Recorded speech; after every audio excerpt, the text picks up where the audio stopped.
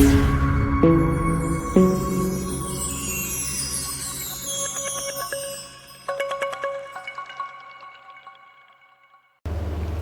everyone, once again I welcome you all in my YouTube channel DMS Classes। प्यारे साथियों, अभी हम class 10th का इलेक्ट्रिसिटी नाम का चैप्टर स्टार्ट कर चुके थे और जिसमें हमने अभी तक 2 लेक्चर कंप्लीट किए थे। फर्स्ट लेक्चर में मैंने आपको समझाया था इलेक्ट्रिक चार्ज क्या है, इलेक्ट्रिक चार्ज का टाइप्स कितने हैं और इलेक्ट्रिक चार्ज जो है उनकी वैल्यू इलेक्ट्रॉन और प्रोटॉन पर कितनी होती है। सेकंड लेक्चर में हमने पढ़ा था electric potential and potential difference के बारे में। साथ ही हमने थोड़ा सा इंट्रोडक्शन आपको इलेक्ट्रिक करंट के बारे में दिया था। बट प्यारे मित्रों, आज हम इलेक्ट्रिक करंट की स्टडी करेंगे और साथ ही साथ ये पढ़ेंगे कि जो इलेक्ट्रिक सर्किट होता है वो क्या होता है और इलेक्ट्रिक सर्किट के डिफरेंट कंपोनेंट्स क्या होते हैं। तो आइएगा स्टार्ट करते हैं आपके सबसे प्यारे YouTube चैनल DMS क्लासेस पर, और मैं हूं आपका अपना वही डॉक्टर मुकेश शर्मा। तो प्यारे साथियों, मैंने आपको बताया था कि voltage is measured by an instrument called voltmeter.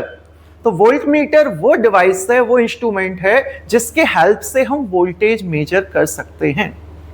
आप लोगों ने देखा होगा भाइयों कि मान लीजिएगा कोई सरफेस है जो कि एक लेवल्ड सरफेस है। अगर उस लेवल्ड सरफेस को हम थोड़ा सा इंक्लाइंड कर दें और उस इंक्लाइंड सरफेस पर एक एंड पर जिसका इंक्लिनेशन ज्यादा है, अगर वहां पर हम किसी बॉल को रख देते हैं तो वो बॉल ऑटोमेटिकली इंक्लाइंड प्लेन पर मोशन करने लगती है। आप किसी ब्रिज पर जाइएगा, ब्रिज के सेंटर में आप पहुंचे, बीचों बीच आप पहुंचे और वहां से अगर आप अपनी बाइसिकल पर हैं या अपनी बाइक पर हैं, आप बिना एक्सेलरेटर दिए हुए बाइक में, और तब भी आपकी जो गड्डी है वो नीचे ऑटोमेटिकली जा सकती है। उसका रीजन क्या है? ये बरसात का मौसम है। इस बरसात के मौसम में भी आप देखते हैं कि वाटर का जो फ्लो होता है वो हाई लेवल से लो लेवल की तरफ होता है। और ठीक इसी प्रकार हमारा जो इलेक्ट्रिक करंट है, हमारे घरों में जो करंट फ्लो होता है, ये भी एक हाई लेवल से एक लो लेवल की तरफ होता है। बट क्या वो हाई लेवल और लो लेवल हाइट का होता है? नो, वो लेवल होता है पोटेंशियल का। अगर मान लीजिएगा हमारे पास एक वायर है, लेट्स सपोज हमारे पास ये एक वायर है, आप देख सकते हैं 1 मिनट, ये आपके पास वायर है।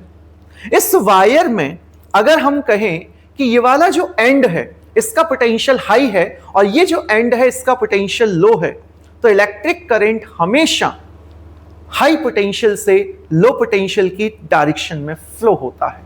Electric current flows from higher potential to lower potential. और इलेक्ट्रिक करंट है क्या? तो इसको हम डिफाइन करते हैं, इसको हम डिफाइन करेंगे, it is the potential difference between the ends of the wire which makes the electric charges और current to flow in the wire, जो कि मैंने जस्ट अभी एक्सप्लेन किया कि पोटेंशियल डिफरेंस वो कॉज है जिसके कारण इलेक्ट्रिक चार्ज या फिर करंट किसी वायर में फ्लो होता है। और याद रखिएगा, किसी वायर में मान लीजिएगा क्यू अमाउंट चार्ज फ्लो हो रहा है इन टाइम टी। अगर टी टाइम में वायर में Q amount of electric charge flow होता है तो इलेक्ट्रिक करंट को डिफाइन किया जाता है rate of flow of electric charge, rate of flow of electric charge through a conductor, through a conductor is called electric current. Rate का meaning क्या है साथियों? रेट जिस किसी भी फिजिकल क्वांटिटी का आप रेट लेंगे उसमें आपको उस क्वांटिटी का डिवाइड करना है जिसके रिस्पेक्ट में आप रेट ले रहे हैं, और रेट का मीनिंग होता है यहां पर डिवाइडेड बाय टाइम। तो जब कभी आप चार्ज में टाइम का डिवाइड कर देंगे आपको इलेक्ट्रिक करंट मिल जाएगा। और अगर हम सिंपल टर्म्स में कहें तो amount of electric charge passing through a given point of the conductor.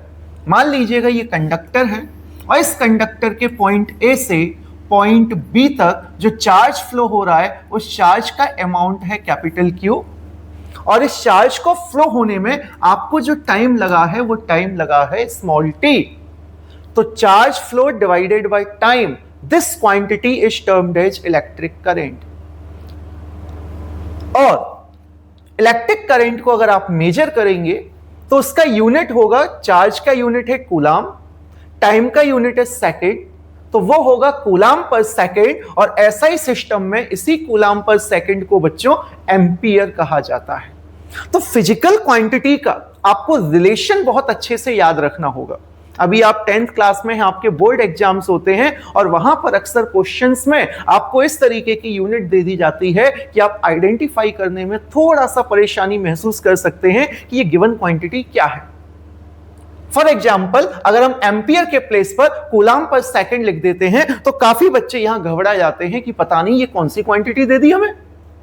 अरे भैया, वो कोई नई क्वांटिटी नहीं देंगे, आपके सिलेबस में है वही देंगे, आपके मास्टरनी ने पढ़ाया होगा वही देंगे। वो बात अलग है आपने पढ़ा कि नहीं पढ़ा। तो कूलाम पर second is also termed as ampere और इसे हम रिप्रेजेंट करते हैं कैपिटल ए से। तो एम्पियर, अगर हमें 1 एम्पियर को डिफाइन करना हो तो ये बहुत ही आसान है। आप बताइएगा, अगर इस चार्ज की वैल्यू को मैं 1 कूलाम कर दूं और टाइम को अगर मैं 1 सेकंड कर दूं तो 1/1 इक्वल्स टू 1 होगा और उसे हम कहेंगे 1 ampere. So when 1 coulomb of charge flows through a wire for 1 second, then the current is termed as, current is said to be 1 ampere. यहां लिखा हुआ है आपके सामने, when 1 coulomb of charge flows through any cross section of a conductor in 1 second.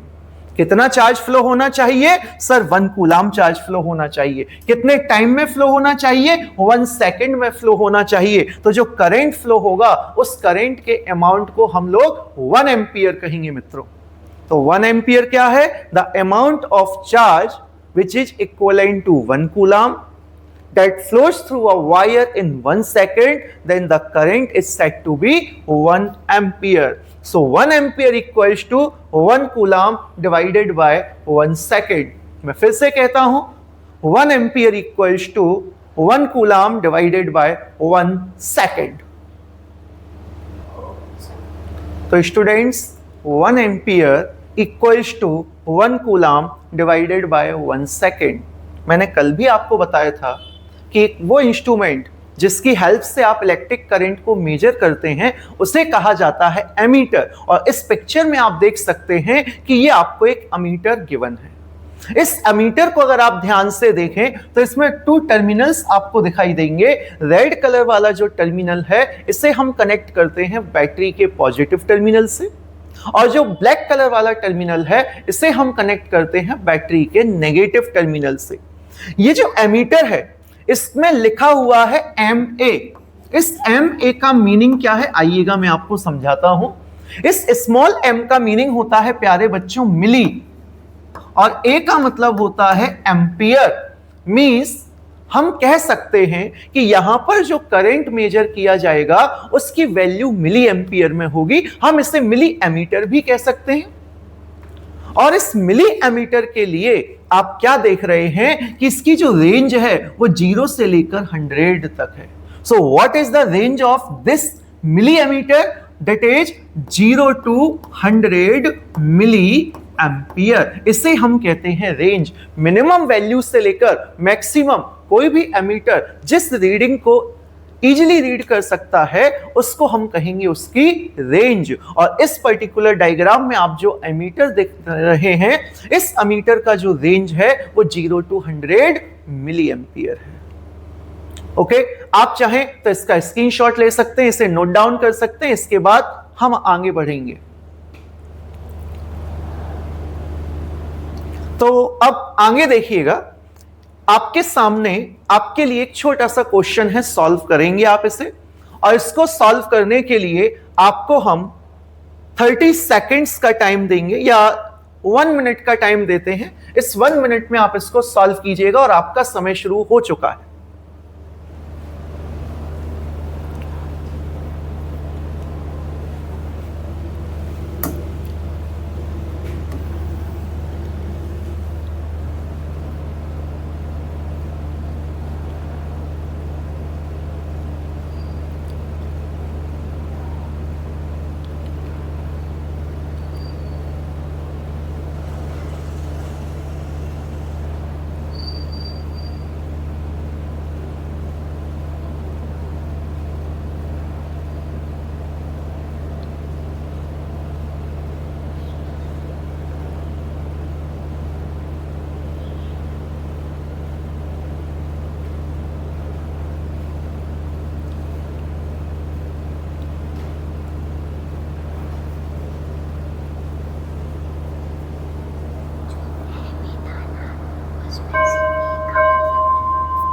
चलिएगा, time over. तो आइएगा मैं इसको सॉल्व करके दिखाता हूं आपको। क्वेश्चन कह रहा है an electric bulb draws a current of 0.25 ampere. तो आपको जो करंट गिवन है, इस करंट का वैल्यू है 0.25 एम्पियर फॉर 20 मिनट्स, मींस आपको टाइम गिवन है 20 मिनट्स। याद रखिएगा, जब भी आपको टाइम मिनट्स में या आवर्स में गिवन होगा, आपको उसे सेकंड में कन्वर्ट करना है।